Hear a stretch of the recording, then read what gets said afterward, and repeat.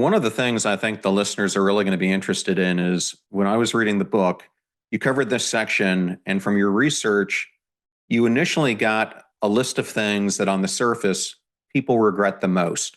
Yeah. And then as you did a more diverse sample, those findings changed. Can you explain what you found at first and then when you look deeper, how it changed?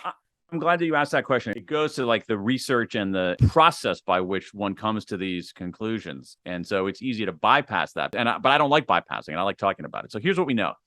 So when scholars had looked at this question, which I was curious about, what do people regret? Surprisingly, they didn't explore that question in any depth until rather recently, until this century. There was some research in the 70s, 80s, and 90s asking people what they regretted. And the consensus, the overwhelming consensus, was that people had more education regrets than any other domain. So we think about the domain of life: career regrets, education regrets, romance regrets, family regrets, health regrets, whatever. Education always came out on top in these studies. And then someone, again, this is the way science works. Someone said, wait a second, all these studies, the participants were university students or university staff, and every single one of them was done in an education institution.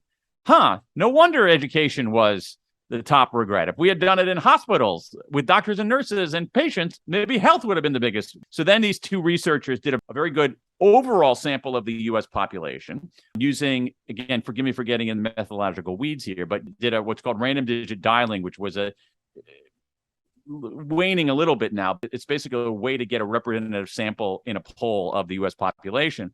They did that, and they discovered that people regret a lot of stuff, that the regrets were all over the place. They were in all different categories. Some people had career regrets. Some people did have education regrets. Some people had romance regrets. Some people had finance regrets. All right, it's all over the place.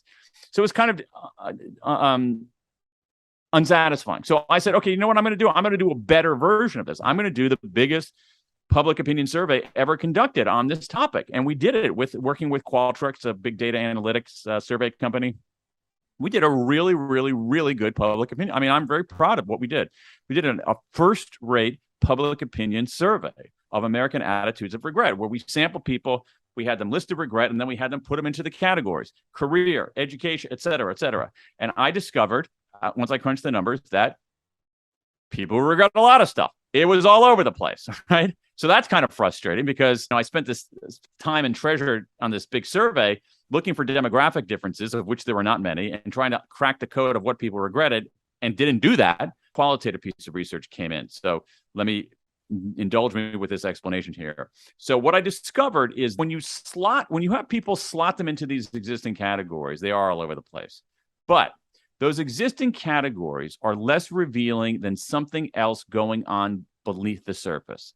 And that is what you get from the qualitative stuff. That's what you get from reading people's regrets over and over and over again. I read the first 15,000 of these regrets. And let me be specific and concrete here.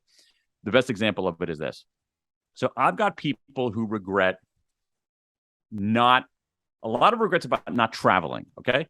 I had a chance to study abroad when I was in college, but I didn't do it. I had a chance to go on this adventure with my friends, but I didn't do it, all right? So people who regret not traveling. Let's say not studying abroad, a pretty specific one. So that's obviously an education regret. Then you have people who, and I got lots of these, people who regret not asking somebody out on a date. X years ago, there was a person who I was really interested in romantically. I wanted to ask them out on a date, but I was too chicken, and I've regretted it ever since. I got a lot of those. From around the world. So that's a romance regret, right? So then I've got also a huge number from around the world are basically, hey, I stayed in this lackluster job. I wanted to start a business. I always wanted to be an entrepreneur, but I didn't have the guts to go out and do it. I wanted to start a business. I wanted to launch an enterprise, but I didn't do it, and I didn't have the guts. Okay, so that's a career regret. But in my view, and I think it's pretty clear, those three regrets are all the same. They're a regret about being at a juncture and having a choice of either playing it safe or taking a chance. Playing it safe and taking a chance. And what I found from these 21,000 regrets is that in most cases, people regret not taking the chance. Not in all cases, but in most cases, people regret not taking the chance, not going on that trip, not speaking up, not asking out that person, not starting that business. And that's what I call a boldness regret. And what I found is that around the world, when you just go one layer beneath those domains of career, education, health, finance, whatever, those were the regrets that were persistent. 4 of them, including boldness regrets.